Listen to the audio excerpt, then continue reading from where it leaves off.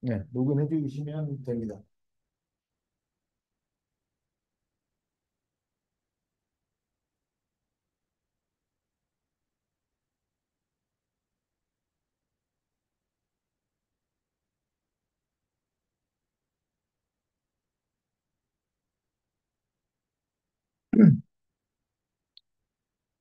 오늘부터 이제 EDR이 뭔지에 대해서 본격적으로 말씀을 드릴 거고요.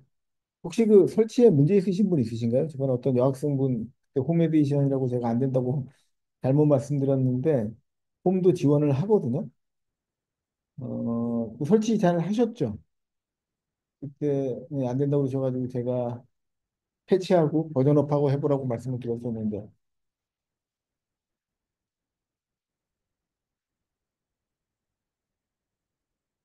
그러면 설치하신 걸로 믿고 이어서 진행하겠습니다. 괜찮으시죠?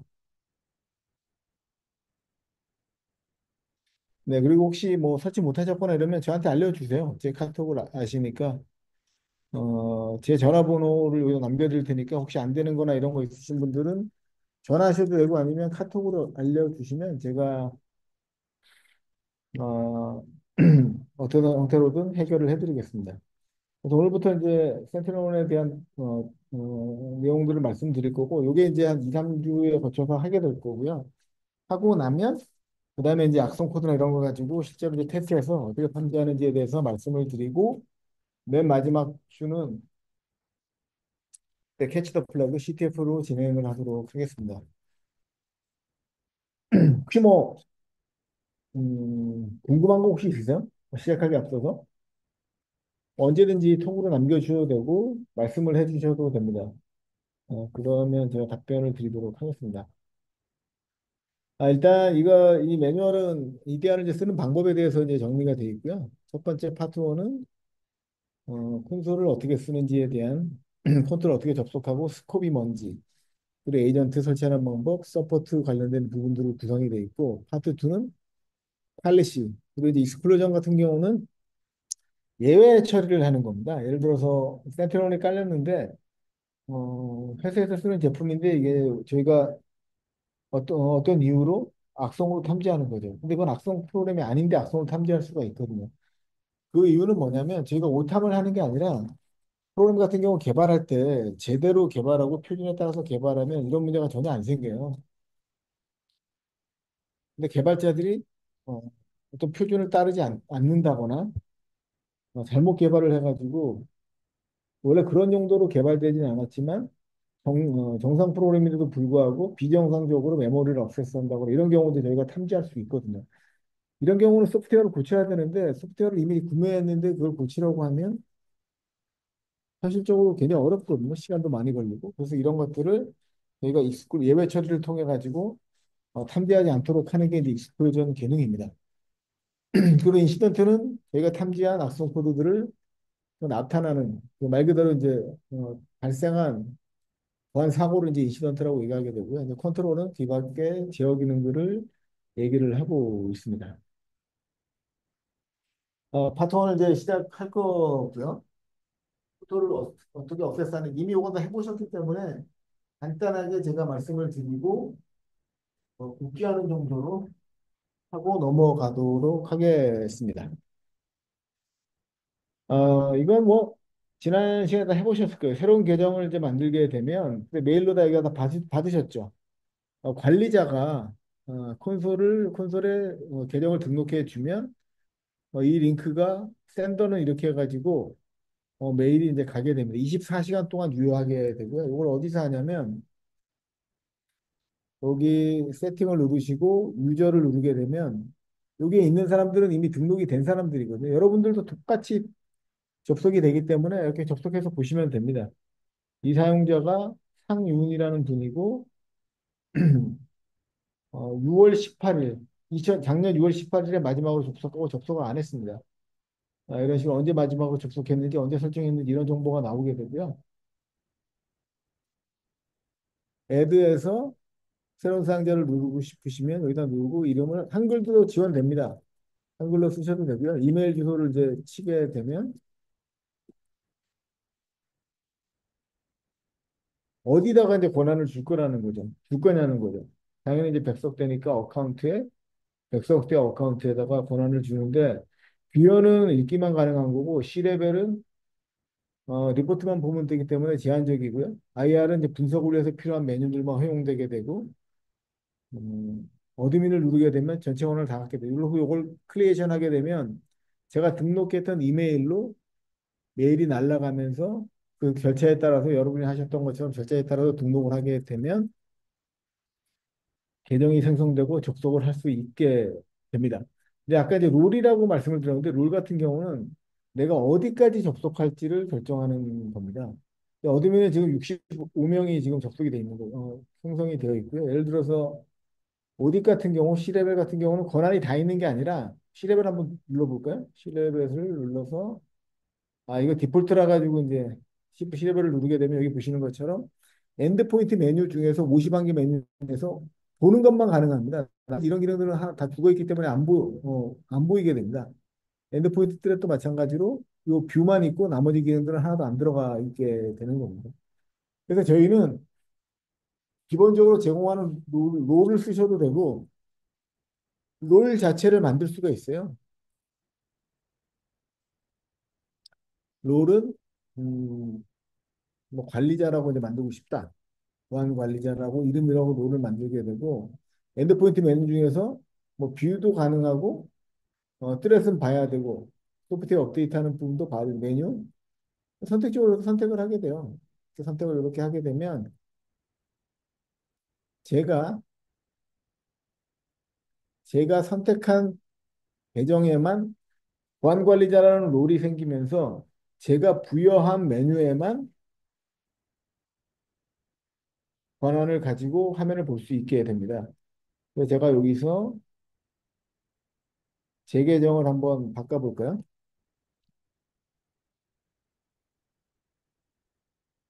이름으로 종료를 하고요.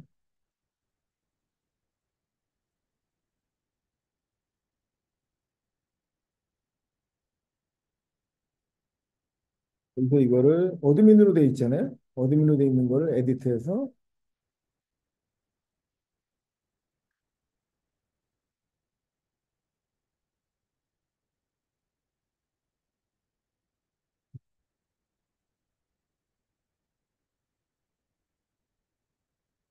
볼 수가 있게 되는데 바꿀 수가 없네요. 한 번만. 그리고 이걸 삭제를 하고 지금 대회 델릿이 안 되냐면 제가 이 계정으로 로그인했기 때문에 삭제가 안 되는 거고 여기 지금 예를 들어서 뭐 이분 같은 경우는 오래전에 접속한 상태로 보게 되면 이분 같은 경우는 4월 18일에 접속하고 접속 한 번도 안 했거든요. 이분은 이제 삭제하겠습니다. 그러면 삭제해서 제가 어드민인데 왜 권한이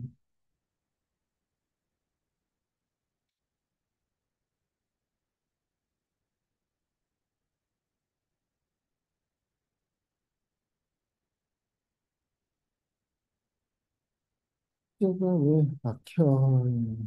권한이 지금 빠져 있어서 그런데요. 삭제를 하고 이 계정을 만들 때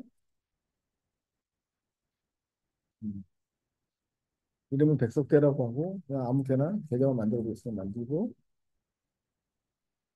선택한 다음에 롤을 보안관리자라고 주게 되면 아까 제가 부여했던 그 권한만 부여가 되게 되고 나머지 권한들은 이 메뉴에서 안 보이게 됩니다. 안 보이거나 이제 들어가지 못하도록 이렇게 그레이아웃 돼요. 이런 식으로 그레이아웃 돼가지고 해당 메뉴를 쓸 수 없도록 바꾸게 바꿔주게 됩니다. 그러니까 계정 권한이 이렇게 이제 바뀌게 되는 거죠.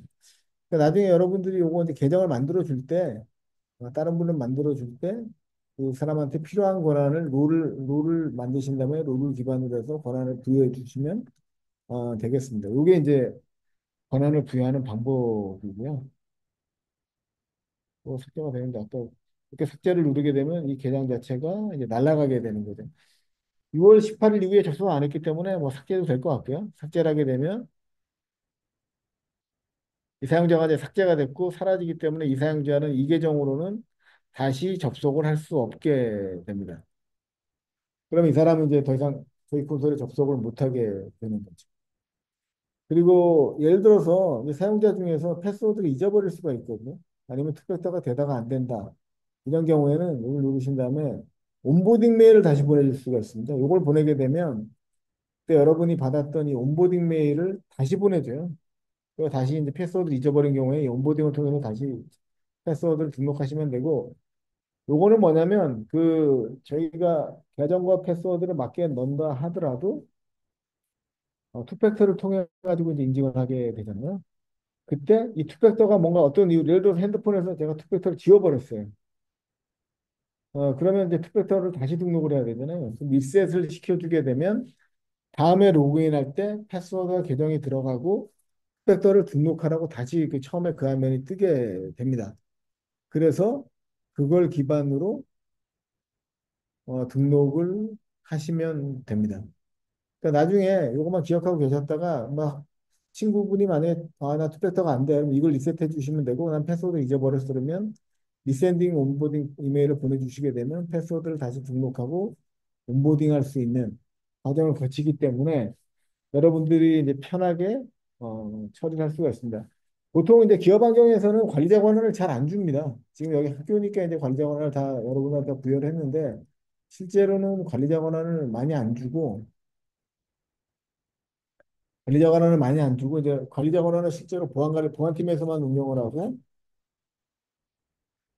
밑에 이제 부서나 지방에 있는 사업장에는 관리자 권한이 아니라 유어라든가 이런 권한을 줘가지고 사용하게 이렇게 이제 처리를 하게 됩니다. 이건 다 이해되시죠? 계정 만드시고 이렇게 하는 것들은 나중에 혹시 친구분이나 계정이 필요하거나 패스워드를 잊어버리거나 스토커 인증이 안 되는 경우에는 이런 방식으로 처리를 해주시면 됩니다. 그리고 여기 보시면 이제 굉장히 중요한 게 저희는 하이어라키 구조로 되어 있습니다. 어카운트라는 게 있고 사이트가 있고 그룹이 존재하게 되죠. 이거 제가 이제 첫 시간에 한번 말씀드렸었는데 어, 글로벌에 있고 그 밑에 백석대라는 이제 어카운트가 있게 되고요. 백석대 밑에 들어가 보게 되면 디폴트가 있죠. 디폴트 사이트가 있고 디폴트 사이트 밑에 그룹이 이제 존재하게 됩니다. 그러니까 백석대 밑에 백석대 같은 경우 서울에도 있고 천안에도 있거든요. 그러면 서울 캠퍼스라고 치게 되면 서울 캠퍼스에 있는 PC는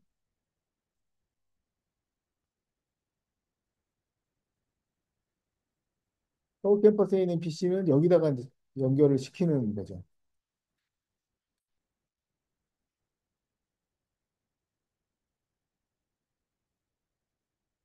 이거 왜 그러냐면 언리미티드로 돼 있어서 그렇고요.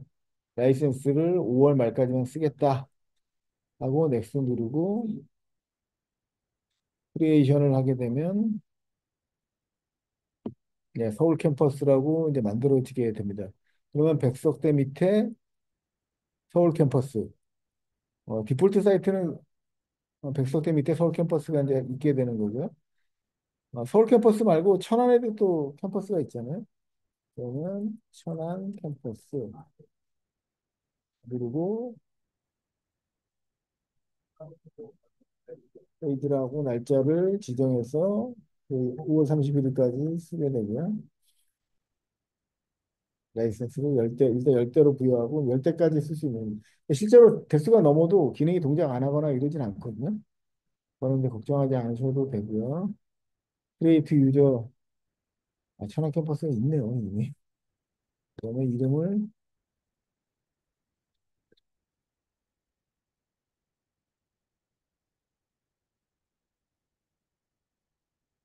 그 밑에 보니까 이 안에 있었는데 이거는 그룹으로 잘못 들어가 있으니까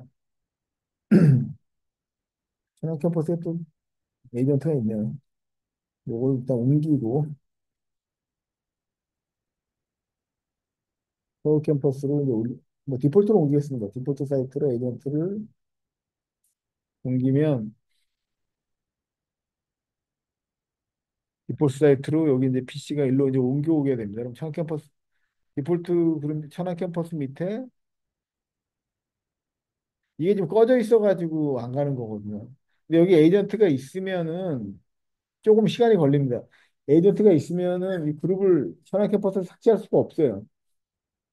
그럼 나중에 이제 에이전트가 삭제되면 없어지면 이제 삭제할 수 있도록 돼 있고 원래 사이트 레벨에 있어야 되겠죠 캠퍼스는. 그러면 천안 캠퍼스, 서울 캠퍼스, 천안 캠퍼스 이렇게 캠퍼스를 만들 수 있고 뭐 없지만은 이제 부산 캠퍼스라고 하나 만들게 되면 지역별로 있는 PC들을 따로 관리할 수 있게 됩니다. 이 캠퍼스의 위치에 따라서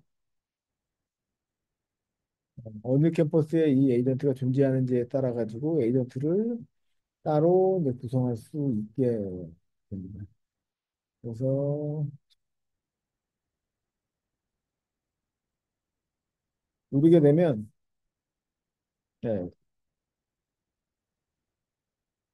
서울 캠퍼스, 부산 캠퍼스, 디폴트 사이트. 디폴트는 그냥 기본적으로 제공하는 거기 때문에 반드시 어디나 반드시 있고요. 서울 캠퍼스 들어가 보면 이게 아직 안 갔는데 이거 다시 한번. 그리고 시간이 지나면 갑니다. 이게 지금 에이전트나 이게 연결이 안 돼 있어서 그렇고요. 연결 지금 죽어 있기 때문에 세대는 안 가고 위에 것도 가게 하려면 이 빨간색으로 표시했다는 거는 지금 악성 코드가 탐지가 되어 있고 탐지된 악성 코드가 정상적으로 처리가 안 됐다는 얘기거든요. 그래서 이제 이벤트가 아야 액션 이벤트가 이제 이동을 안 하는데 이건 반드시 끝낸 다음에 처리를 하고 조치를 하고 에이전트를 넘겨야 됩니다. 빨갛게 표시되어 있다는 거는 에이전트가 어떤 뭔가 악성 코드가 탐지가 되어 있는데 아직 조치가 안 되어 있는 상태라는 뜻입니다. 그럼 여기 검은색으로 이제 표시가 되게 바꿔야 되거든요. 관련된 값을 확인하고요. 이렇게 해서 탐지된 것들을 찾아보겠습니다.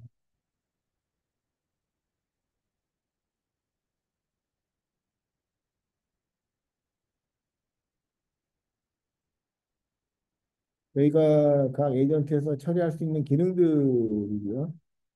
뷰tet을 누르게 되면 이 김술이라는 학생 PC에 탐지된 악성 코드들입니다. 이걸 누르고 지금 조치가 안 돼 있거든요. 조치를 해야 되겠죠. 이거는 해결이 됐고 이거 정탐이다. 이렇게 이제 엑스 파일을 누르게 되면 66개가 이제 조치가 됐고요. 여기 아까 빨간색에서 이제 조금 있으면 이 색깔이 이제 바뀌게 됩니다. 조치가 됐기 때문에. 그러면 김수린 학생의 PC를 다시 가보게 되면 검은색으로 바뀌었죠. 아까는 이제 붉은색이었는데 이건 뭐 모든 악성 코드가 조치가 됐다는 의미입니다. 그리고 나서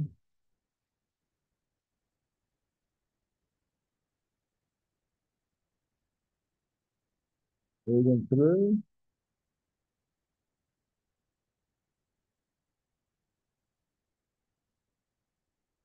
디폴트 사이트로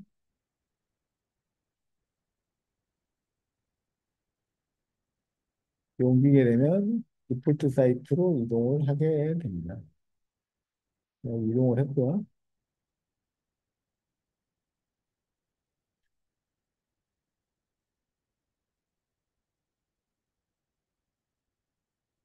상단으로 이제 조금 있으면 이제 이동을 할 겁니다. 그래서 이렇게 에이전트 내에서 그룹 내에서 이제 이동을 할 수 있도록 되어 있고요. 사이트는 그래서 위치를 보통 많이 얘기합니다. 그래서 서울, 부산, 천안 이런 식으로 위치가 되게 되고 서울 캠퍼스 내에도 예를 들어서 서울 캠퍼스 내에서도 뭐 인사팀이 뭐 교학팀이 있을 수 있고요. 그러면 그 밑에다 그룹을 이제 만들어 주게 되는 거죠. 그룹 이름으로 교학팀이라고 그룹을 만들게 되고요. 요거는 차이가 있는데 요건 따로 한번 말씀을 드리겠습니다. 그리고 나서 교학팀으로 에이전트들을 그룹을 만들게 되면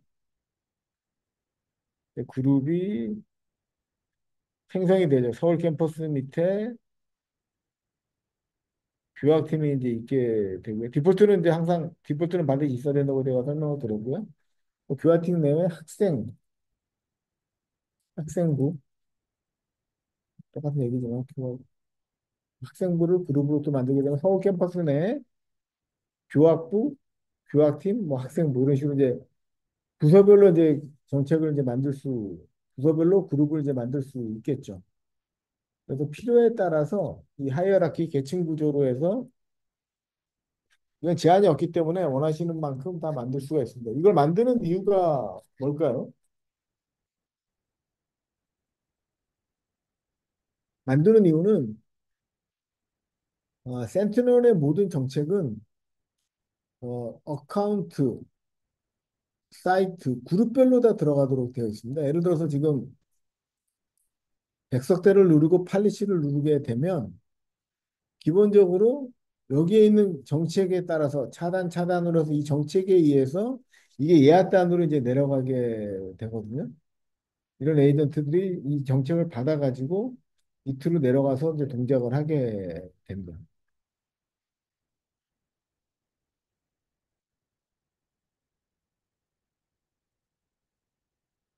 그러면 백석대 밑에 서울 캠퍼스 안에 있는 PC들은 어떤 정책을 적용을 받을까요?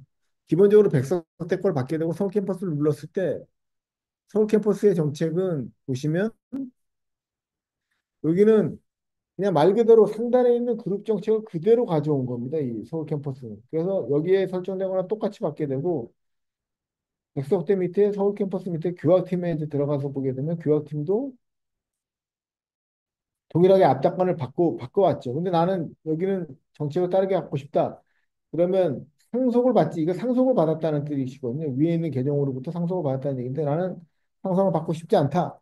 요걸 누르게 되고 서스피셔스 난 디텍트로 하겠다 하고 세이브를 누르게 되면 이 교학팀 안에 이제 PC가 있게 되면 서울 캠퍼스나 백석대하고 다른 정책, 이 교학팀만의 정책을 갖게 되는 거죠. 그러면 서스피셔스에 대해서 차단을 안 하고 디텍트만 동작하게 됩니다. 그러니까 이 정책은 밑으로 내려갈수록 더 조금 적용이 되지만 우선순위가 높게 되는 거죠. 밑에 정책이 없으면 이 위에 정책을 상계해가지고 상속받아서 동작을 하게 되지만 교학팀에 다른 정책을 넣게 되면 위에 있는 정책은 무시가 되고 교학팀의 정책으로만 동작을 하게 됩니다. 그럼 에이전트를 하나로 옮겨 볼까요? 에이전트들은 에이전트 탭에 가면 이제 에이전트가 존재하게 되고요. 켜져 있는 PC 중에 펜딩 리퀘스트는 뭔가 이제 조치가 안 됐다는 뜻인데 눌러보면 리부팅을 해야 되는데 여기 패스 익스클루전 나중에 설명드리겠지만 패스 익스클루션이 들어가 있어가지고 적용이 안 된 거고요. 요 리눅스를 한번 무브 투 그룹 해가지고 현재 디폴트에 있지만 디폴트 사이트에 있지만 요거를 지금 여기가 어디? 요걸 한번 눌러볼까요? 그럼 이게 어디 붙어 있는지 나오거든요. 에이전트가 백석대 밑에 디폴트 사이트인데 디폴트 그룹에 있는 에이전트입니다. 이거를 무브에서 천안으로 이제 옮기는 거죠. 천안 캠퍼스로 이제 누르게 되면 얘가 여기서 이제 사라지면서 여기 보시면 이리 왔죠. 천안 캠퍼스로 이동한 걸 보실 수가 있습니다. 그러니까 그룹 간에 이동할 때는 무브 그룹을 쓰시면 되고요. 이것도 무브 그룹으로 해서 천안에 있지만 디폴트로 옮겨 보시면 디폴트로 옮기면 디폴트 그룹으로 옮겨가게 됩니다. 김수빈 학생이 들어왔죠. 다시 이제 네 대가 됐습니다. 그럼 이거 지우려고 하니까 이거 전부 다 누르고 그룹으로 한 다음에 디폴트로 옮기면 디폴트로 다 넘어가겠죠. 그러면 보시는 것처럼 천안 캠퍼스에 아무것도 안 남아 있어요. 0이 됐죠. 하나도 안 남아 있습니다. 그러면 천안 캠퍼스를 천안 캠퍼스라는 그룹을 이제 삭제를 해도 되겠죠.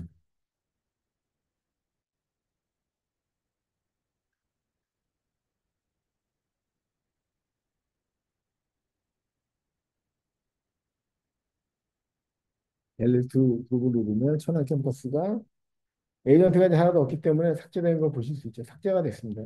그러니까 천안은 사실은 그 그룹 단위가 아니고 당연히 여기 사이트 레벨에 만들어야 되거든요. 천안 캠퍼스 캠퍼스를 만들고요. 5월 말까지 해서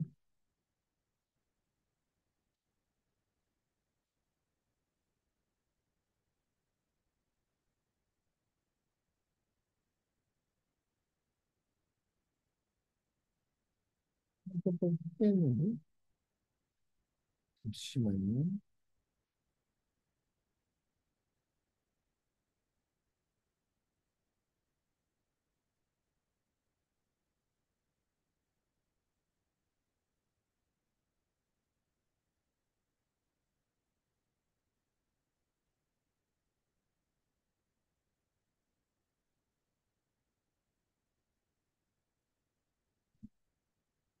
음.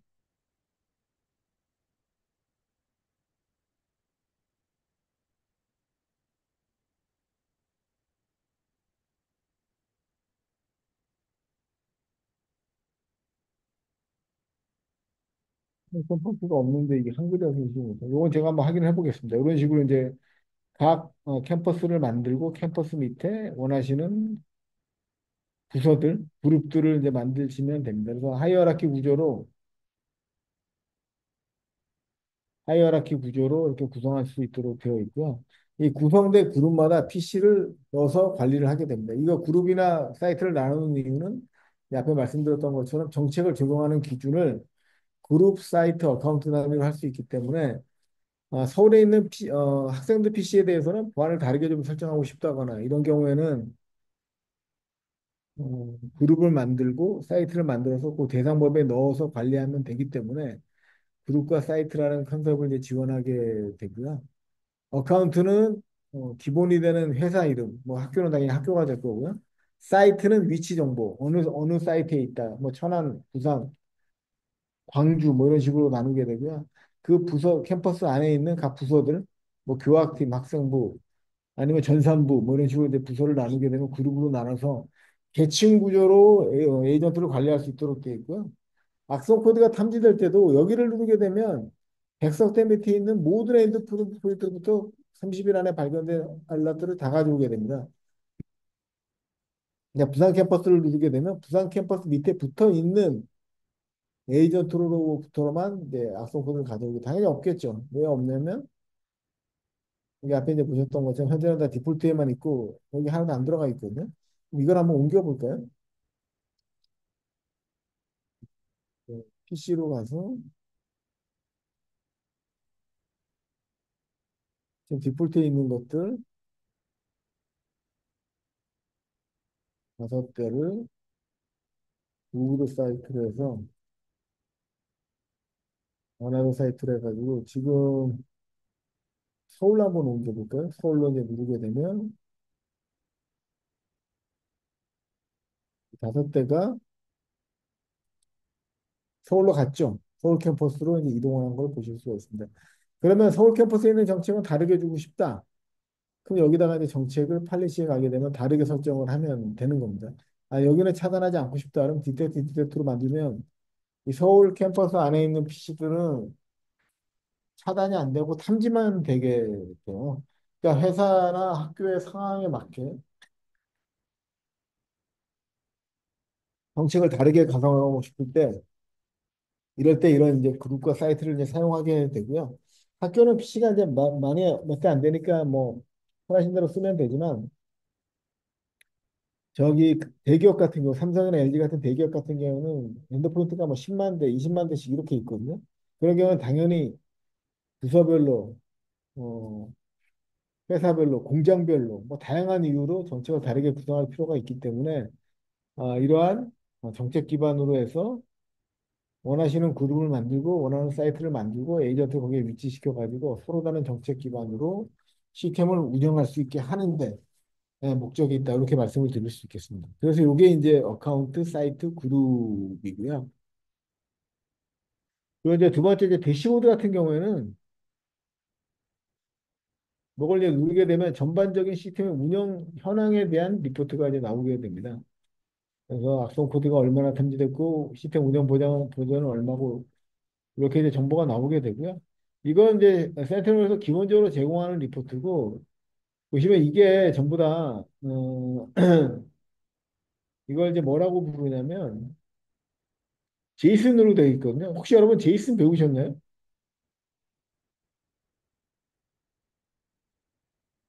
제이슨 배우시나요? 제이슨 배우시면 이거 코딩을 통해 가지고 이 대시보드를 내가 원하는 형태로 다 만들 수가 있어요. 그리고 이걸 파일을 만드신 다음에 이걸 업로드하게 되면 이 제이슨 타입으로 대시보드를 만들어서 올리게 되면 이 화면을 내가 원하는 대로 다 구성할 수 있도록 이렇게 이제 되어 있습니다. 기본 값이고 나 이거 빼고 싶고 다른 정보를 넣고 싶다. 그러면 얼마든지 제이슨으로 다 코딩을 하신 다음에 이 정보를 가지고 여러분이 원하는 대로 대시보드를 이제 구성할 수 있게 되죠. 잠시만요. 소스를 보게 되면 예, 여기는 안 보이네요. 소스를 기반으로 해서 제이슨으로 짜게 되면 원하는 값들을 형태들을 전부 다 이제 구성해서 보실 수 있도록 이렇게 이제 구성이 되어 있습니다. 그 밑에 것들은 이제 하나하나 이제 설명을 제가 드릴 거고요. 중요한 게 이제 온라인 헬프라고 해가지고 온라인 헬프 같은 경우에는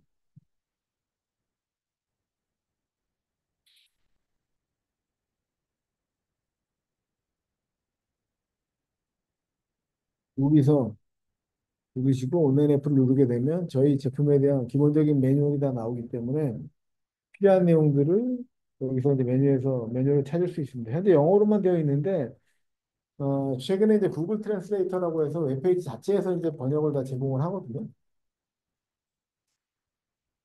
그래서 영어에 대한 부담이 있으신 분들은 한국어로 이제 바꿔서 보시게 되면 한글말로 이렇게 나오죠.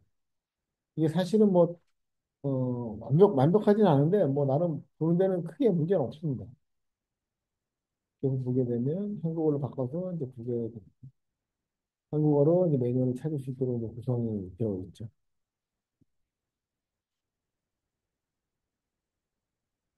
그 관련 메뉴들은 하나하나 이제 뒤에서 설명을 드릴 거고요. 신규 사용자는 앞에 이제 제가 쭉 설명을 드렸죠. 이후에 만드는 방법, 추가해서 메일로 받게 되고요. 메일이 이렇게 받게 되죠. 이 메일을 따라서 하시면 계정이 등록이 되게 되고, 계정을 만드는 방법, 패스워드 등록하는 방법, 신규 사용자들, 그리고 룰 아까 제가 설명을 드렸죠. 룰 기반으로 정책을 다, 사용자 기준 룰을 다 만들 수 있도록 이제 구성이 되어 있고, 요거는 이제 편하신 대로 한번 친구분이 접속을 못하거나 접속이 안 되는 경우에는 요거에 따라서 여러분들이 도와주시면 될 것 같습니다. 룰도 아까 제가 만드는 거 보안관리자라는 룰을 만들어서 만드는 걸 이제 보여드렸고요. 동일하게 기본적으로 어드민이나 레벨 이렇게 룰이 있지만 이 룰보다 권한이 이 사람한테 요걸 빼고 요걸 주고 싶다 이런 룰 자체를 생성해서 만드실 수가 있어요. 이걸 기반으로 룰을 만드시면 되고요. 기본적으로는 뷰어, C레벨, IT, IOC, IR, 어드민 이렇게 이제 6가지로 이제 구성이 되어 있고 롤 자체도 만들 수 있기 때문에 여러분들의 다양한 요구사항에 따라서 다양하게 구성하실 수가 있도록 되어 있고요. 여기 아까 어드민을 누르면 어떤 걸 여기 이제 룰을 누르게 아까 보여드렸는데 룰을 누르게 되면 어떤 권한을 가지고 있다 화면에서 모두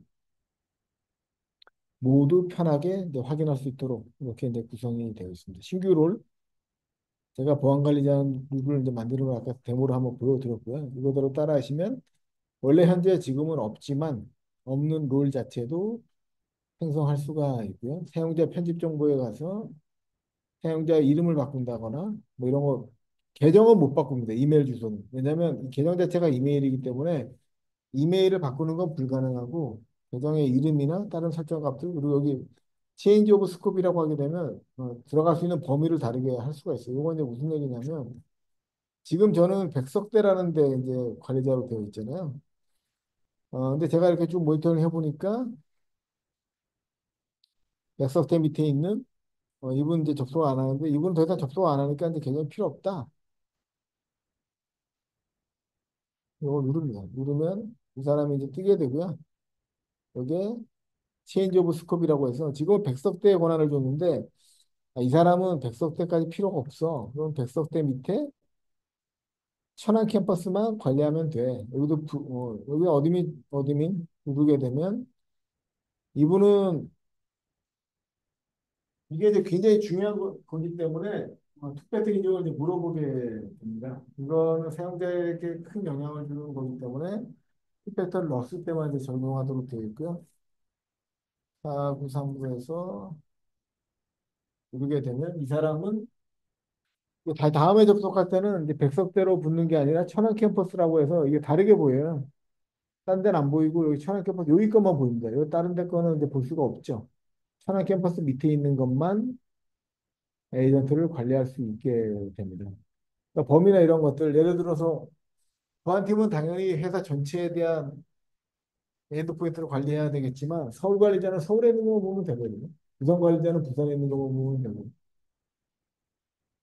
그리고 부산 사업장에 있는 HR 인사팀 담당자는 인사팀에 있는 것만 보면 되거든요. 그러니까 자기 권한에 맞게 자기 역할에 맞게 그 권한을 한정해가지고 거기만 권한을 줄 수 있도록 이제 구성이 되어 있습니다. 뭐 앞에다 말씀드린 내용이고요. 어카운트 사이트로 되어 있고, 그다음에 투팩트 이거 잘 해보셨기 때문에 알 수 있죠. 예전에는 이게 고객이 원하지 않으면 이제 끌 수 있었습니다. 여기에 이제 세팅에 가게 되면 컨피그레이션에 가게 되면 투팩터가 있었거든요. 근데 지금은 없어졌죠. 왜 없어졌냐면 이게 자꾸 이 사고가 생기는 거예요. 보안 사고가. 그래서 반드시 콘솔을 쓸 때는 투팩터를 쓰도록 바뀌었습니다. 강제화해서 바뀌어서 이제 메뉴가 이제 투팩터가 없어졌죠. 투표터가 없어진 걸 확인하실 수가 있습니다. 지금은 반드시 투표터를 써야 됩니다. 보안적인 이유. 그리고 이 투표터를 활성화하시는 방법은 다 해보셨겠지만 이걸 이제 구글 오센티케이터를 설치하거나 아니면 두오라는 뭐 어떤 거든 다 가능합니다. 이 투표터를 지원하는 애플리케이션이면 구글 오센티케이터는 이제 무상이고 듀오는 아마 돈을 내야 되는 걸 알고 있습니다. 듀오라든가 옥타라든가 굉장히 제품은 엄청 많이 있거든요.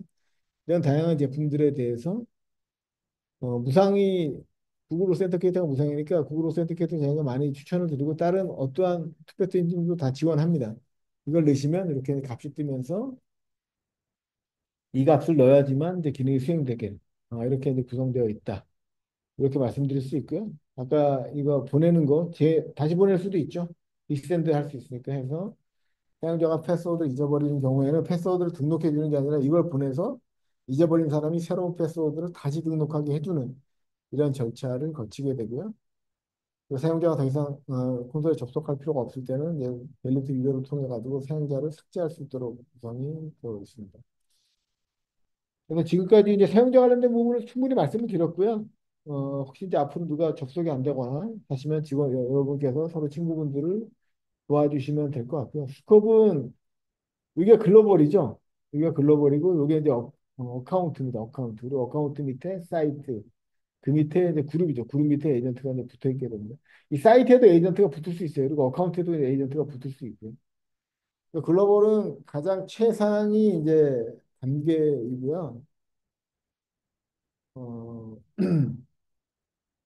이 멀티 테넌트라는 건 뭐냐면, 이거 나중에 이제 클라우드를 배우시면 이제 아시게 되는데, 테넌트라는 게 말 그대로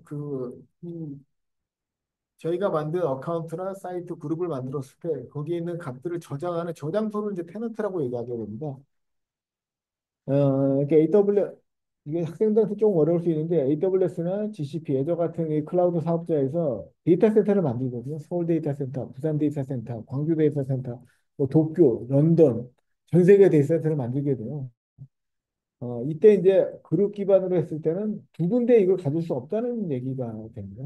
멀티 테넌트가 이제 안 된다는 얘기는 서울에 서울 데이터 센터도 있으면서 뭐 런던에도 존재하고 이렇게는 이제 안 된다는 거죠. 이걸 이제 멀티 테넌트가 이제 안 된다고 얘기하는 거고요. 어카운트는 특정 기능에 대해서 권한을 갖고 있는 세그멘트 단위, 뭐 실제적인 이제 사업이나 회사가 이제 될 거고요. 그 밑에 이제 사이트가 분산된 위치로 나뉘어 있는, 아까 서울, 부산, 광주처럼 위치 기반으로 사이트가 되고, 그 밑에 그룹은 에이전트를 묶는 이제 단위가 되게 됩니다. 그래서 뭐 보통 부서별로 이렇게 나눠서 구성할 수가 있고요. 이게 이렇게 총 네 단계로 이제 구성이 돼 있고 이걸 원하시는 대로 다 할 수가 있어요. 예를 들어서 어카운트에다가 어, 정보보호, 정보보호 학과 한 다음에 사이트에다가 정보보호 밑에 동아리 이름을 넣어가지고 여기는 뭐 A 동아리, B 동아리, C 동아리 이렇게 놓고 또 그룹에는 동아리 밑에 또 분과를 나눌 수 있잖아요. 뭐 해킹 그룹인데 우리는 웹 해킹만 전문으로 한다거나 이거는 전부 FTP 해킹만 한다 이런 식으로 이 네 가지 형태로 4뎁스까지 이제 나눌 수 있는 건 확정이 돼 있고 어떤 형태로든 원하시는 형태로 에이전트를 나눠서 관리하거나 나눠서 관리하고 싶을 때 쓰는 게 어카운트, 사이트, 그룹 단계로 나눠서 관리할 수 있다. 이렇게 이제 말씀을 드릴 수 있겠습니다. 어카운트는 어카운트 인포에 들어가게 되면 우리가 몇 개의 라이센스가 있고 몇 개가 설치돼 있고 저장은 어떻게 돼 있고 이건 언제 만들어졌고 라이센스는 몇 월 며칠까지 유효하다.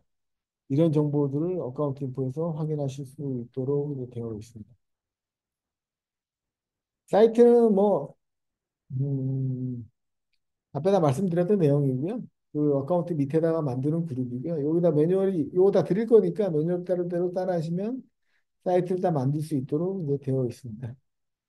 그리고 라이센스나 기간 넣으시고 몇 대가 붙을지를 넣고 라이센스 개수 이 사이트 밑에 100대를 넣으면 100대를 넣으시면 됩니다. 근데 이제 예를 들어서 100대를 부여했는데 에이전트가 120대가 붙었어요. 그래도 동작하는 데는 전혀 문제가 없습니다. 뭐 기능적으로 100대까지만 되고 20대는 안 되고 이런 기능이 없기 때문에 에이전트 대수에 상관없이 모두 기능을 정상적으로 동작한다. 그리고 구매한 라이센스보다 더 많은 에이전트를 쓰시더라도 기능이 안 되거나 이런 건 하나도 없습니다. 뭐 그런 것들은 걱정하지 마시고 충분히 다 테스트하실 수 있다. 이렇게 이제 말씀드릴 수 있고요. 제가 아까 요거 이제 설명 들었죠? 드렸죠? 체인지 팔리시라고 해가지고 정책을 그냥 어카운트의 정책을 하나 만들고 모든 밑에 있는 사이트나 그룹들이 이 정책을 다 받아가게 하게 되면 정책이 하나만 있으면 됩니다. 근데 우리에서 서울과 부산, 광주 그 지역마다 다른 정책을 두고 싶다고 하면 그 사이트별로 정책을 따라 만드실 수가 있고요. 그 밑에 이제 그룹에서도 그룹별로 정책을 만든다고 하면 그룹별로도 정책을 만들 수 있습니다. 여기서 이제 중요한 건 뭐냐면 예를 들어서 어카운트에도 그룹이 있고 사이트에도 그룹이 있고 어카운트에도 정책이 있고 사이트에도 정책이 있고 그룹에도 정책이 있어요. 그러면 가장 밑에 게 먼저 적용이 됩니다. 무조건 그룹에 있는 정책이 적용이 되게 되고요. 그 다음에 사이트 역순으로 정책이 적용됩니다. 이거 당연한 거겠죠. 밑으로 내려가 있는 정책부터 먼저 우선 적용이 된다. 이렇게 이제 이해하시면 될 것 같습니다. 그래서 서머리하고 뭐 계정을 넣으시면 이제 계정 같은 거 넣으실 수 있도록 되어 있고 사이트 정보는 요거 뒤에 나중에 보여드릴 건데 사이트 인포라는 메뉴에서 확인하실 수 있고요. 그 사이트를 삭제할 수도 있도록 이렇게 되어 있습니다. 아, 잠깐 쉬었다가 이제 그룹부터는 2시부터 이제 시작하도록 하겠습니다. 잠깐 쉬시고 2시에 뵙도록 하겠습니다. 혹시 뭐 질문 있으신가요? 마치기 전에? 잠깐 쉬기 전에?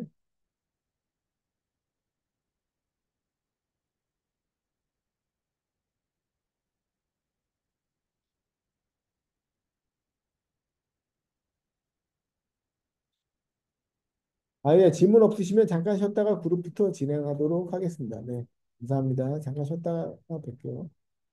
2시에 시작하겠습니다.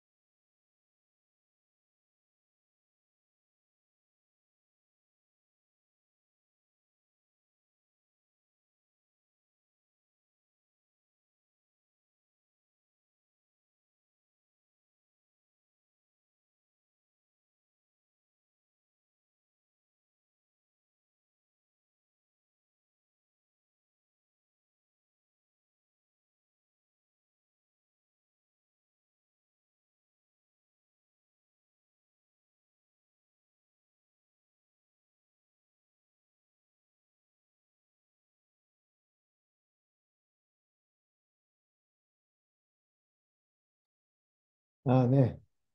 그러면 이제 이어서 진행하도록 하겠습니다. 아, 제가 이제 이런 그 기능에 대한 설명을 세세하게 드리는 이유가 나중에 이제 탐지하거나 이랬을 때 이런 기본적인 컨셉에 대한 컨셉이 없으면 탐지된 걸 분석할 수가 없습니다.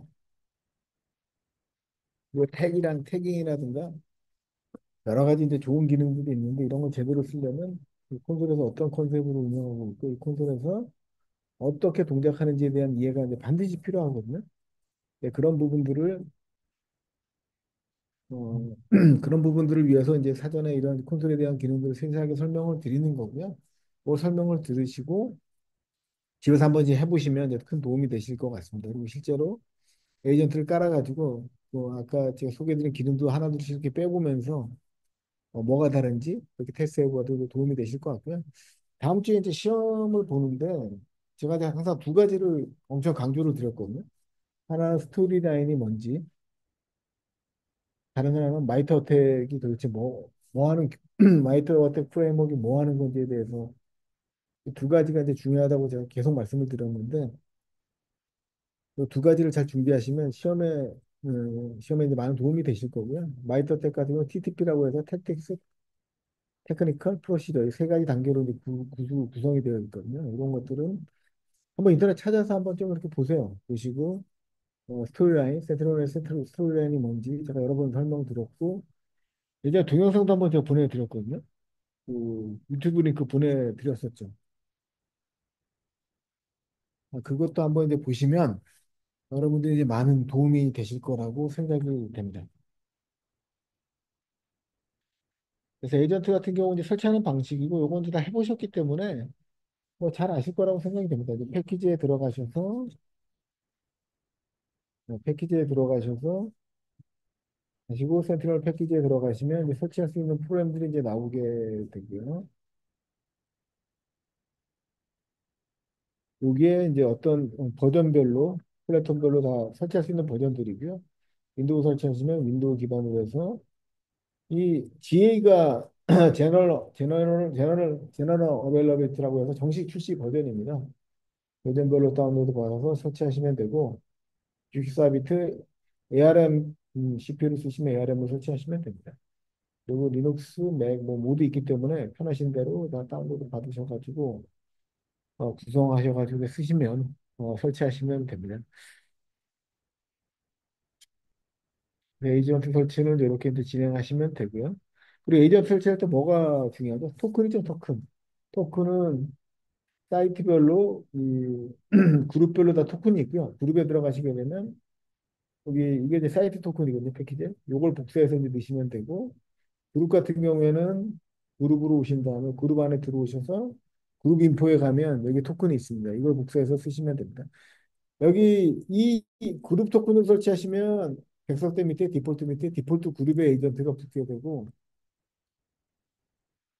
백석대 밑에 서울 캠퍼스에 가서 이 서울 캠퍼스의 사이트 토큰을 쓰시게 되면 에이전트가 최초에 붙을 때 백석대 밑에 서울 캠퍼스 여기에 이제 붙게 됩니다. 그러니까 어디 토큰을 쓰냐에 따라서 에이전트가 어디에 붙을지를 결정을 하게 됩니다.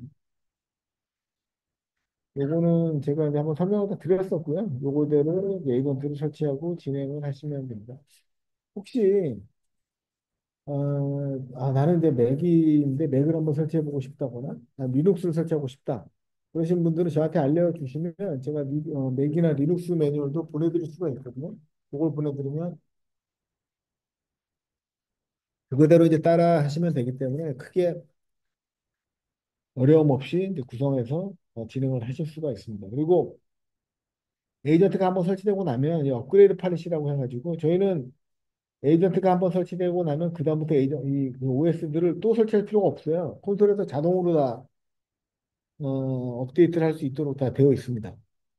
그래서 에이전트를 원격에서 다 업데이트를 다 내릴 수 있도록 되어 있고 오토 업데이트를 통해서 자동으로 내릴 수 있기 때문에 사용자가 아무것도 하지 않더라도 새로운 버전이 나오게 되면 알아서 새로운 버전으로 계속 업데이트를 진행하는 이런 구조로 되어 있기 때문에 이제 처음에만 설치하시면 그다음부터는 굉장히 편하게 에이전트를 운영하고 쓰실 수 있도록 이렇게 이제 구성이 되어 있습니다. 버전업 관련된 내용이고요. 이 콘솔 자체에서도 에이전트 버전업을 할 수 있거든요. 예를 들어서 오늘 학생분 오신 분들 중에서 음, 액션 밑에 들어가 보면 이제 붙어 있는 라스트 4분으로 되어 있는 게 이제 붙어 있는 시스템들이니까 붙어 있는 시스템들이 전부 다 이거 24.2면은 이제 새로운 버전이 나왔거든요. 요걸 이제 누른 다음에 업그레이드, 업데이트, 업데이트 이벤트를 누르고 지금 최신 버전인가요? 시간이.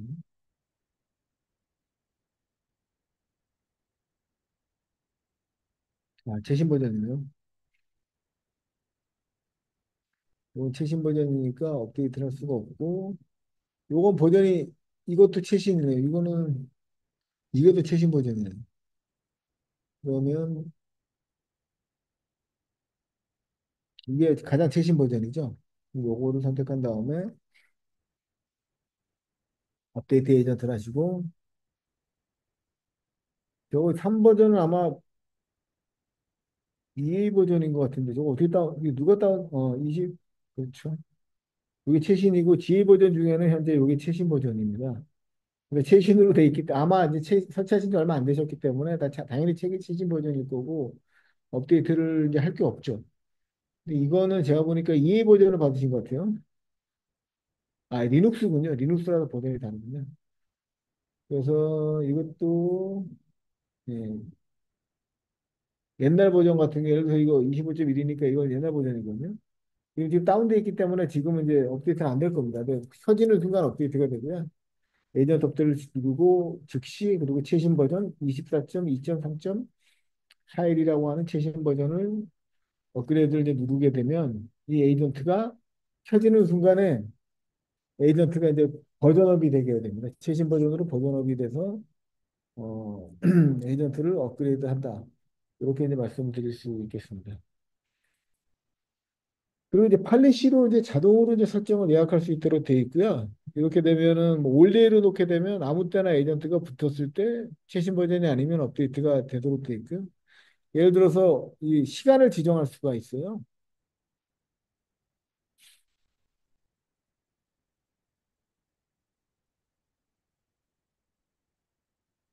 이 메인터넌스 업데이트에다가 여기 보시면 이렇게 하면 아무 때나 업데이트가 계속되는 겁니다. 근데 이렇게 하지 않고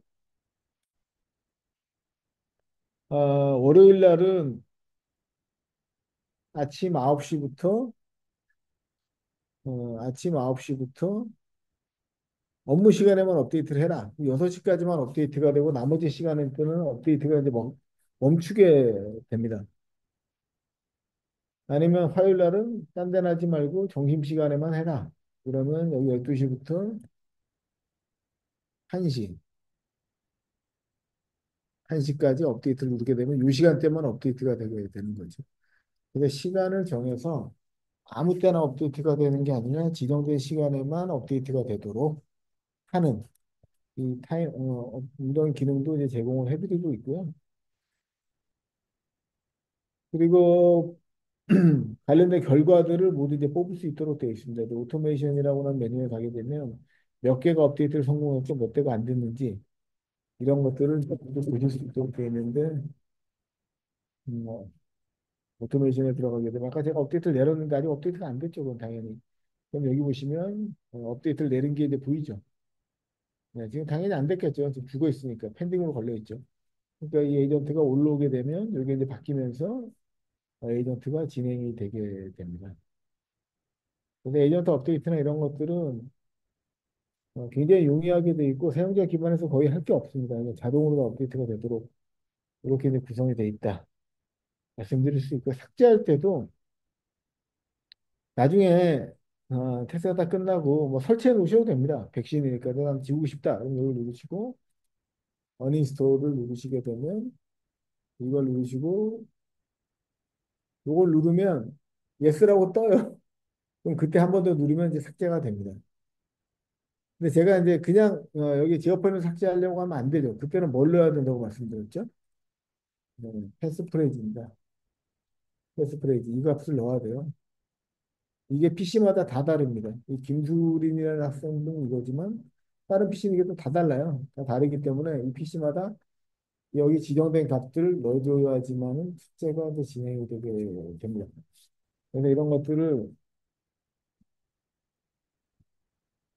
하실 때는 이런 것들 잘 보시고 진행 따라 하시면 되고 콘솔에서 지우는 게 가장 쉽겠죠. 여러분들은 관리자 권한이 다 있기 때문에 굳이 PC에 각 PC만 들어가서 하실 필요 없고 에이전트의 관리자 권한에 들어와서 에이전트를 업데이트를 하시면 된다. 이렇게 말씀을 드릴 수 있고요.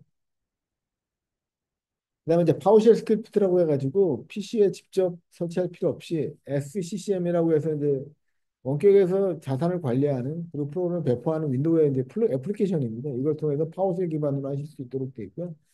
잠프라고 하는 거는 이제 맥에서 에이전트를 배포하는 맥에서 프로그램을 관리하는 프로그램인데 이 잠프를 통해서도 에이전트를 원격에서 설치할 수 있도록 되어 있습니다. 그리고 이제 커맨드 라인 옵션이라는 건 뭐냐면 옵션 뒤에다가 에이전트 뒤에다가 설치할 때 옵션을 걸 수 있도록 돼 있어요. 예를 들어서 여러분들이 그냥 설치할 때는 에이전트를 설치한 다음에 어, 이 값을 넣으라고 나오잖아요. 근데 옵션에 토큰이라는 게 있거든요.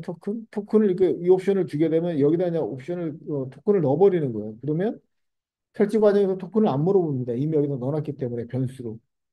그리고 콰이어트를 주게 되면 아무것도 안 보여요. 인터페이스가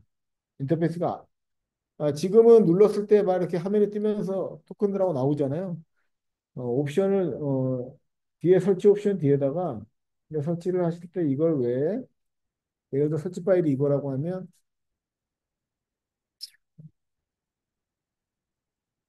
이건 당연히 뭐 맥이기 때문에 이제 안 될 건데 이렇게 하시고 뒤에다가 사이트 토큰 옵션 값을 미리 줘놓는 거예요. 그리고 여러분의 토큰 값이 확인을 할 수 있으니까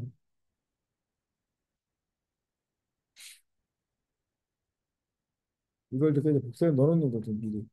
그럼 토큰을 안 물어봅니다. 그리고 여기다가 콰이어트라고 치게 되면 옵션 설치하는데 아무것도 안 보여요. 그리고 사일런트라고 치게 되면 리부팅을 요구 안 합니다. 이런 옵션들을 다 걸 수 있도록 다 되어 있습니다.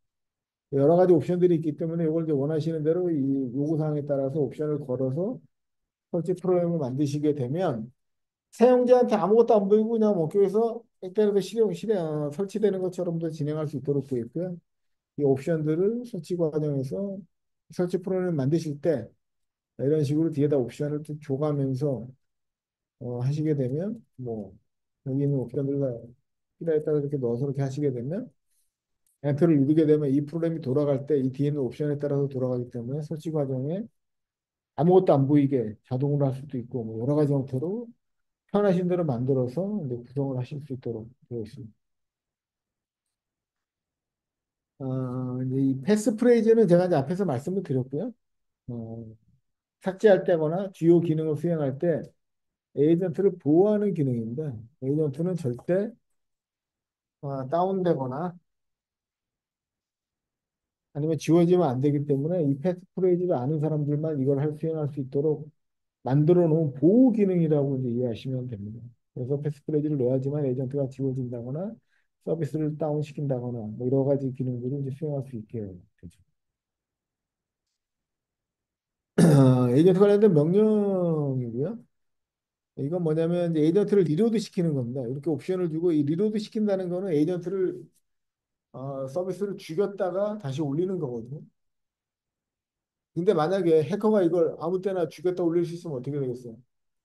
이 옵션을 줘서 그냥 PC를 그냥 센트럴 에이전트를 죽였다가 제가 공격이 끝나면 다시 올리고 이렇게 할 수 있거든요. 그래서 여기 토큰이 보호가 되어 있습니다. 아까 토큰이죠. 제가 보여드렸던 이 PC에서 이 리로드를 시키려면 반드시 토큰을 넣어야 돼요. 그러면 이제 서비스가 이렇게 내려갔다가 다시 올라오는 과정들을 이제 거치게 이게 있는 이유는 어떤 장애가 났는데 서비스를 다시 올렸다가 내려볼 필요가 있다는 거죠. 그럼 이걸 해야 되는데 그렇다고 아무나 막 해놓게 되면 아무 의미가 없죠. 보안 프로그램인데. 그래서 이런 그 토큰을 통해서 보호하게 만들어 놓은 거고요. 서비스를 중지시킨다거나 시작한다거나 뭐 재시작한다거나 상태를 확인한다거나 이런 식으로 할 수 있도록 되어 있습니다. 이런 것들을 옵션 값으로 다 지원을 하고 있습니다. 오프라인 로그 수집 같은 경우에는 그 에이전트 로그를 수집할 수 있죠. 저희 콘솔에서. 여러분들이 그때 보셨던 것처럼 에이전트에서 뭐 EPC에 있는 걸 한번 수집을 해보겠습니다. 그다음에 에이전트를 찍고 액션에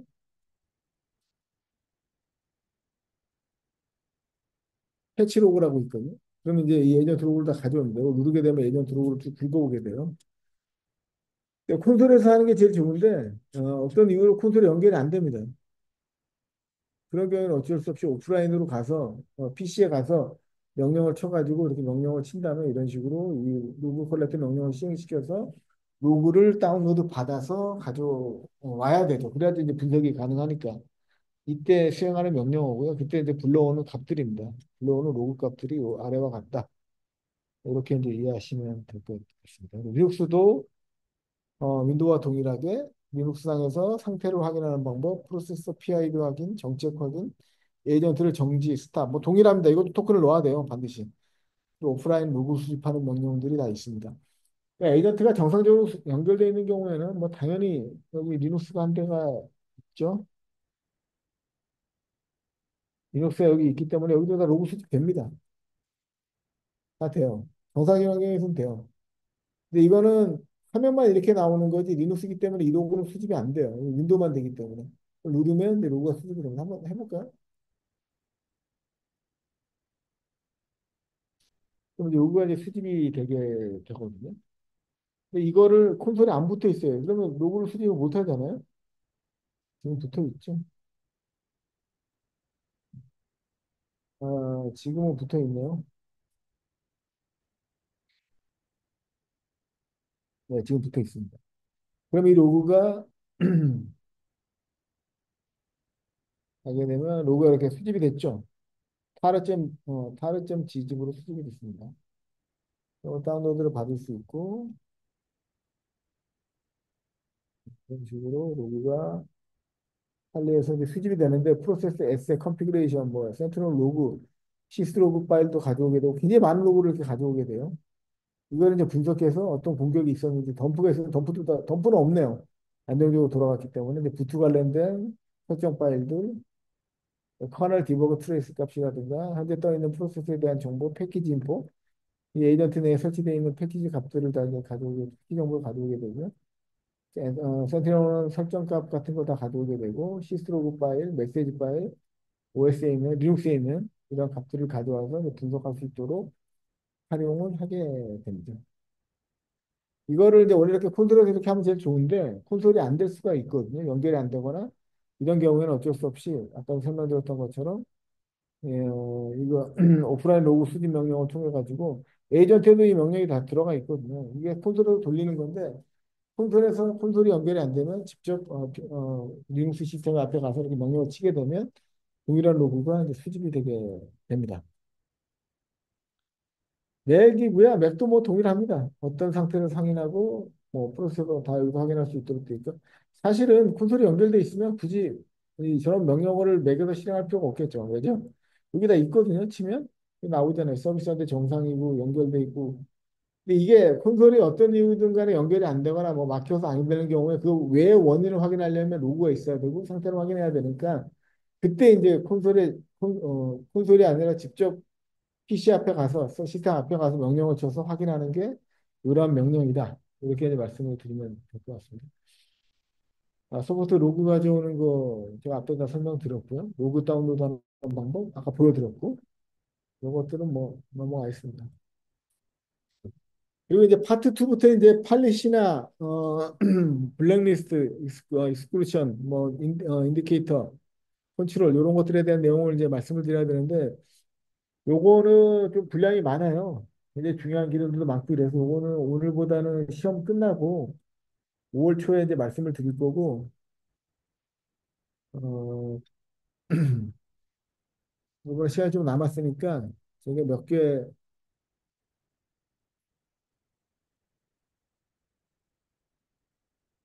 그동안 만들어놨던 데모 영상을 좀 보여드리고 센트리온의 동작 방식에 대한 이해를 하고 오늘은 이제 마치도록 하겠습니다. 혹시 뭐 질문 있으세요? 오늘 한 내용 중에서?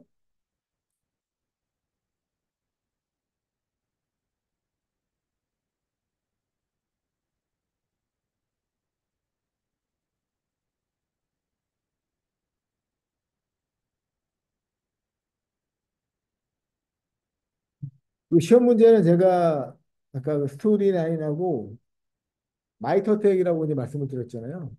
마이터텍은 여기 인터넷 가서 치면 다 나옵니다. 어택의 택이 A가 아니고 요거 기호를 치시면 되고 프레임워크라고 치게 되면 인터넷에 굉장히 많아요. 여기 이제 마이터텍이 뭐 하는 건지 이게 실제로 마이터텍의 프레임워크가 이제 이거고요. 이런 식으로 단계별로 해커들이 공격하는 단계를 나누는 이걸 다 외울 필요는 없어요.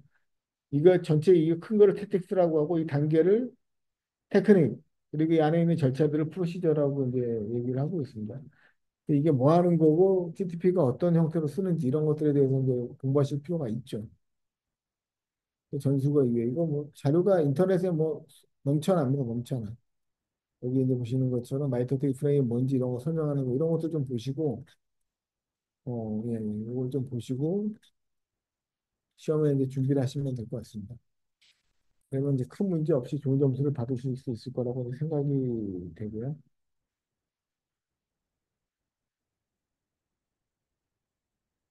제가 만들어 놓은 데모 중에서 이 메타스플로이트 데모 이제 초창기에 만들었던 건데 저번에 보니까 리눅스 썼던 분이 이거 메타스플로이트 이제 쓰실 줄 아시더라고요. 보시면 이제 칼리고 이게 이제 빅팀입니다. 어, 이게 이제 칼리에서 메타스플로이트에서 먼저 세션을 받을 준비를 하고요. 그리고 이거 이제 칼리에서 이걸 떨어뜨리거든요. 이 파일을 이제 만들어 주는데 이거를 실행하면 사용자는 그냥 실행만 했다고 생각하는데 이 세션이 이 공격을 당한 빅팀 쪽에서 칼리 쪽으로 연결이 되게 돼요. 지금 보시면 이제 그 윈도우 10 시스템인데 세션이 연결이 된 거거든요. 여기 보시면 오픈돼 가지고 EIP에서 4444번 포트로 이제 세션이 오픈이 된 겁니다. 그럼 여기에 이제 바이패스 UAC라고 해서 이걸 통해 가지고 관리적 원한으로 상승을 하게 돼요. 이거는 지금은 안 먹힙니다. 윈도우 10에서 이미 패치가 됐기 때문에 최신 버전에서는 안 먹히는데 윈도우 10에서는 이 취약점이 있었기 때문에 이제 먹히는 거고요. 그러면 이제 관리적 원한으로 원한이 상승이 됐죠. 그럼 리눅스에서 지금 윈도우로 들어간 거예요. 윈도우 들어가서 심을 치게 되면 이제 시스템 권한으로 바뀐 거를 이제 확인하실 수가 있고 시스인포를 치게 되면 윈도우 이 옆에 있는 빅팀 시스템 윈도우 10에 대한 정보가 뜨게 됩니다. 그러니까 여기 지금 리밋 가치를 로드하게 되면 윈도우 내에 있는 계정 정보들을 리밋 가치로 긁는 메모리에 있는 걸 긁기 때문에 해시덤프로 뜨게 되면 윈도우에 있는 뭐 어드미니스트레이터라든가 그룹 정보들을 모두 이제 긁어 오게 되죠. 그리고 쉘을 연결하면 윈도우로 쉘이 연결되게 되고 IP 컨피그를 치게 되면 윈도우에서 IP 컨피그를 친 거랑 동일하게 리눅스에서 윈도우에 있는 명령들을 다 치게 됩니다. 로드패드를 실행하면 쉘이 열렸기 때문에 원격에서 리눅스에서 공격당하는 시스템의 쉘을 통해 가지고 노트패드 이런 걸 실행할 수 있죠. 이건 그림판도 다 실행이 되죠. 이 상태가 되게 되면 리눅스에서 해커가 자기가 원하는 모든 것들을 수행할 수 있게 됩니다. 그리고 계정도 이제 추가할 수가 있죠. 지금 계정 뭐 현재 내뉴저를 치게 되면 있는 계정들이 지금 5개가 있거든요. 근데 여기다가 계정을 내가 만들어서 백도어를 만드는 거죠. 백도어를. 그래서 계정을 추가해 놓고 KIT 태그라는 계정을 만들면 이 KIT 태그라는 계정이 여기 추가가 됩니다. 없었는데 여기 추가된 거 보시죠. 그러면 나중에 내가 언제든지 원할 때 KIT 태그라는 계정을 통해서 이제 들어올 수 있게 되는 거죠. 관리자 그룹에 이 계정을 이제 넣게 되는 거죠. 그러면 이제 관리자 구정에 당연히 뭐이 KIT 핵이라는 계정이 생성이 되게 되고 내가 원하는 시점에 언제든지 이 계정을 통해서 원격 접속만 되면 접속이 이제 가능하게 되죠. 그래서 이 접속하는 거는 이거 이제 리눅스상에서 이제 레미나라고 해가지고 리눅스상에서 그 원격 데스크탑을 연결하는 툴이고요. 아까 빅팀 시스템으로 KITT 핵이라고 내가 만들어 놓은 해커가 사전에 만들어 놓은 계정으로 접속을 하는 겁니다. 당연히 접속이 되겠죠. 계정을 만들어 놨으니까. 그러면 리눅스에서 윈도우 시스템에 계속 원격 데스크탑으로 이제 들어오게 되죠. 들어와서 내가 하고자 하는 모든 일들을 수행할 수 있고 데이터도 얼마든지 다 훔치고 다시 할 수가 있습니다. 그래서 최초에 공격에 실행됐던 프로세서가 exploit.exe라는 파일이고요. 이게 이제 실행되면서 단계별로 이런 마이터텍에서 지정한 공격 행위를 했기 때문에 이걸 저희가 이제 센트럴에서 탐지한 거고 차단 모드면 당연히 차단이 됩니다. 근데 이게 지금 디텍트 모드이기 때문에 차단이 안 된 거고요. 이 단계마다 돌아가면서 했던 값들을 프로세서 기반으로 다 로그를 상세하게 남기게 되죠. 이게 스토리 라인입니다. 그 스토리 라인이 중요한 거예요. 이게 뭐 하는 건지. 그 OS가 공격당하는 프로세스와 관련된 거, OS 돌아가는 것들만 다 가져오게 되고요. CMD라든가 아까 저희가 여기 그림판 실행했고 노트패드 실행했잖아요. 그런 값도 여기 다 남아 있어요. 다. 여기 보시면 MS 프린트가 그림판이거든요. 그리고 내뉴저를 통해서 아까 계정 저희가 추가했었잖아요. 여기 보시면 계정 추가한 거 다 나오죠. 여기 오른쪽에 명령어 보게 되면 다 나옵니다. 리모트 데스크탑으로 KIT 핵이라는 계정을 이제 추가했던 행위. 그러니까 해커가 쳤던 모든 커맨드, 모든 명령어들이 다 모든 명령어들이 다 이제 로그인이 가능하기 때문에 원하시는 값들에 대해서 우리가 이제 해킹 분석에 필요한 모든 값들을 모두 이제 100% 다 수집을 할 수 있게 되는 거죠. 그래서 이제 편하게 분석을 할 수 있죠. 백신은 이런 게 안 되죠. 제가 여러 번 강조했던 것처럼 백신은 시그너처 기반으로 있다 없다 판단하는데 저희는 프로세서가 실제로 돌아가면서 했던 행위들을 모두 남겨놓게 되고 그 기반으로 근거를 남기기 때문에 실제로 저희가 탐지하지 못하더라도 정확하게 분석을 할 수가 있어요. 그게 이제 기존에 있었던 백신 대비 이제 장점이다. 이렇게 이제 말씀을 드릴 수 있겠습니다.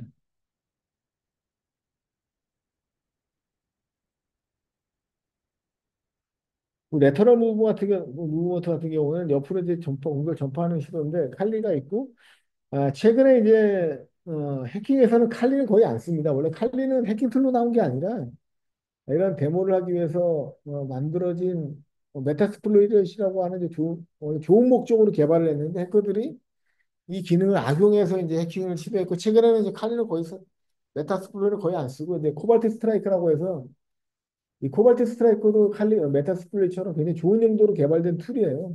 근데 해커들이 이거를 악용해 가지고 원격 세션을 연결돼 이제 최근에 많이 씁니다.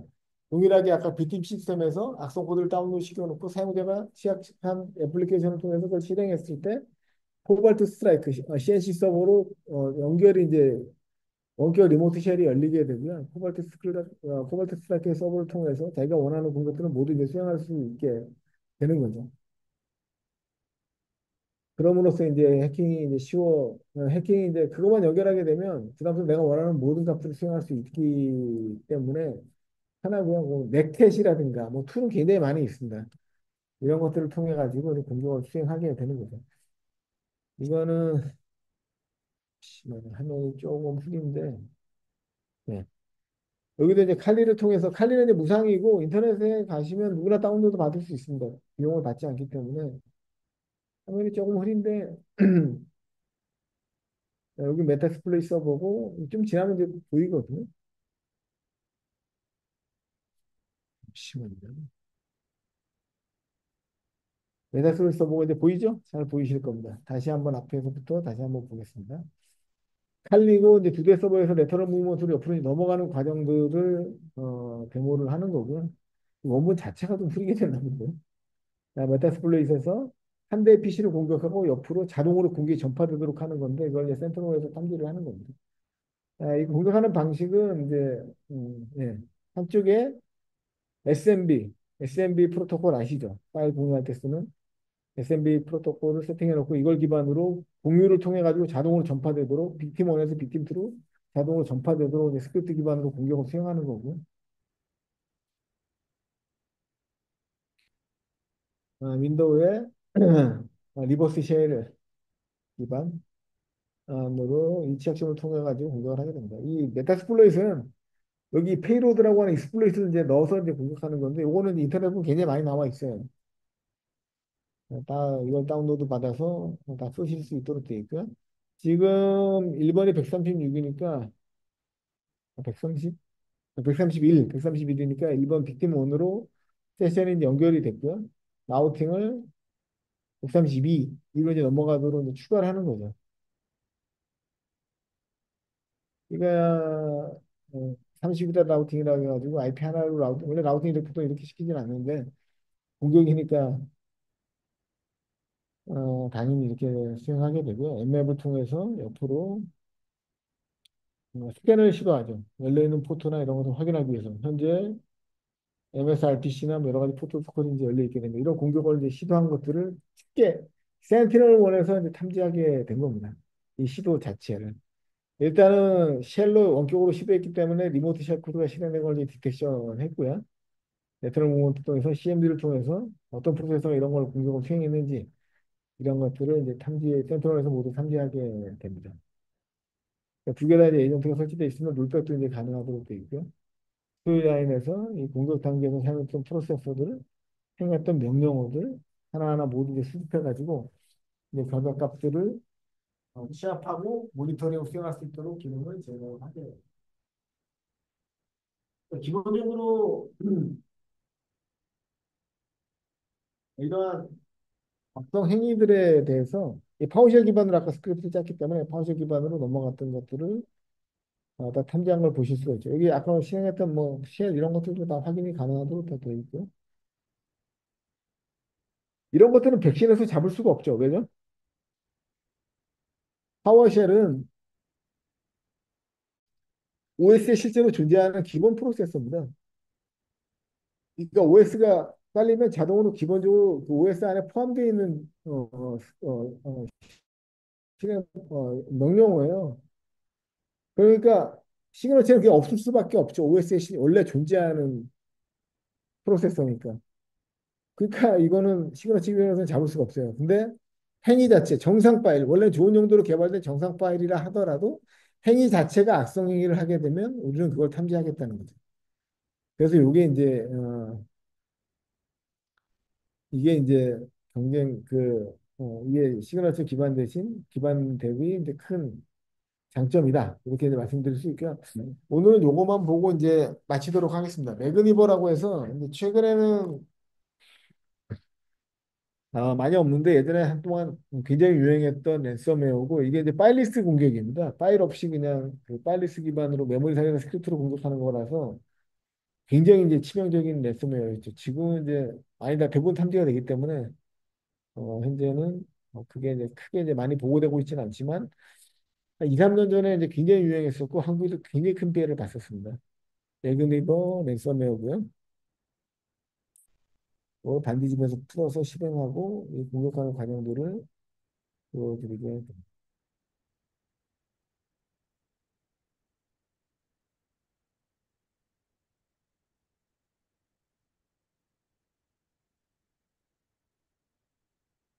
특이한 게 뭐죠? 이등 같은 게 굉장히 특이하죠.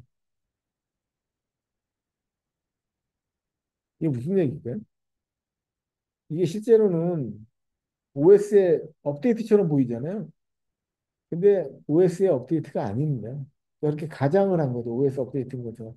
사용자가 당연히 OS 업데이트 파일을 생각하고 눌러가지고 실행을 하게 되면 시스템 크리티컬 업데이트니까 이거 MS에서 나온 정상적인 프로세서라고 생각하고 그냥 업데이트를 시키게 되거든요. 그러면 이제 랜섬웨어에 감염되게 되고 보시면 이게 행위 기반으로 이런 행위를 막 수행을 하게 됩니다. 그러니까 시그너처에서는 이 파일이 악성이다 아니다만 판단하게 되는데 저희는 정상 프로세서라 하더라도 어떤 행위를 하는지 어떤 악성행위를 하는지를 보고 이걸 기반으로 탐지할 수 있도록 다 되어 있고요. 다이나믹에 행위를 실행하는 기반으로 탐지가 된 거다. 이렇게 이제 말씀드릴 수 있고요. 이 매그니버가 돌아가면서 했던 값들을 모두 로그인을 남기기 때문에 이것만 보더라도 이게 악성이 아니다 쉽게 알 수 있어요. 기본적으로 보안 지식이 높지 않다 하더라도 저희 콘서상에서 들어오면 이건 이래서 악성으로 이게 악성이 맞구나. 이건 이래서 정상이구나. 이런 것들을 모두 남기게 됩니다.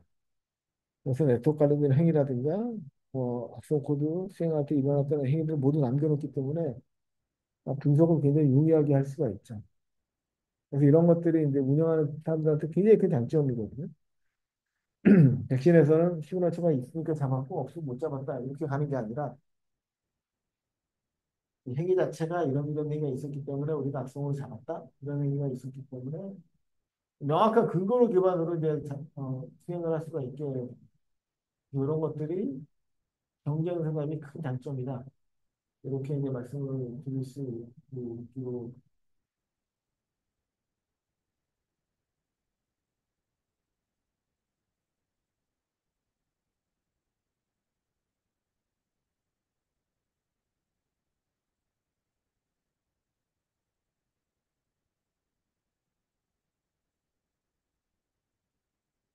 계속 가정에서 있었던 스크립트 명령어 뭐 여러 가지 다 보시는 것처럼 모두 이제 수행할 수 있고요. 아까 CNC 접속하는 거거든요. 이런 것까지 모두가 다 넘깁니다.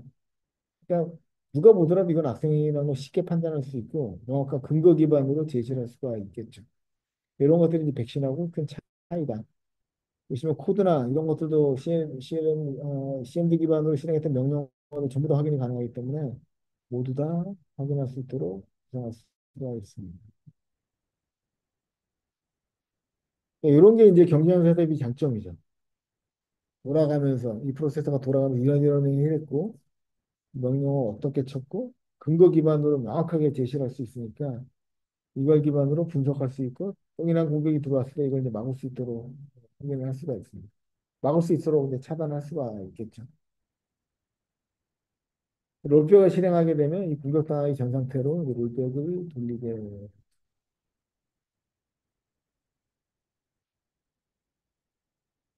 마지막에 이제 CTF 같은 거 그렇게 어렵지 않거든요. 나중에 이제 제가 다 5월 달에 이제 집중적으로 이제 저희 이제 그 분석 행위에 대해서 이제 말씀을 드릴 건데 그걸 보시면 굉장히 쉽게 되어 있습니다. 그러니까 푼 부담 갖지 마시고 또 이제 푸시면 될 것 같고요.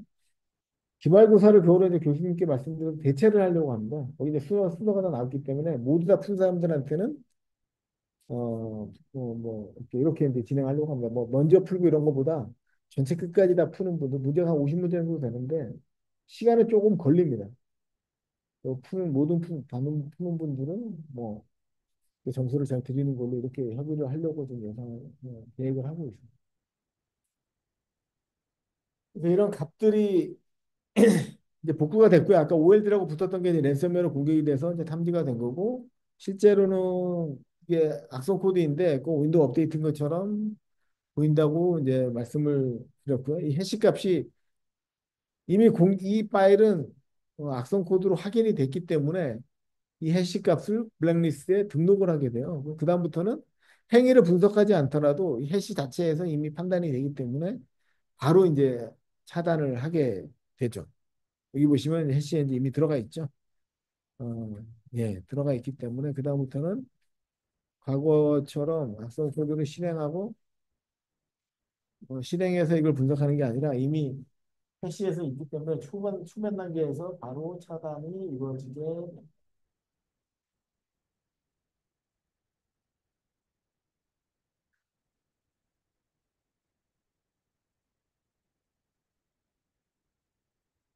준비한 건 다 말씀을 드렸고요. 혹시 뭐 질문 있으신가요?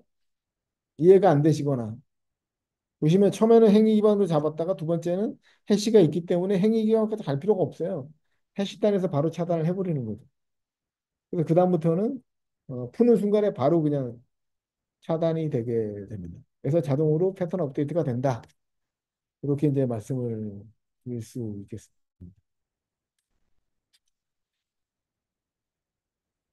이거는 뭐 보실 필요 없고. 질문 혹시 있으시면 질문하시고 없으면 오늘은 이 정도로 마치면 될 것 같습니다. 네, 그러면 수고하셨고요. 다음 주에는 시험 잘 보시고, 제가 수험 두 개를 굉장히 강조했는데, 요거 중점적으로 꼭 준비해서 오시고요. 그러면 2주 후에, 다음 주에 시험 보시고 2주 후에 다시 뵙도록 하겠습니다. 네, 감사합니다.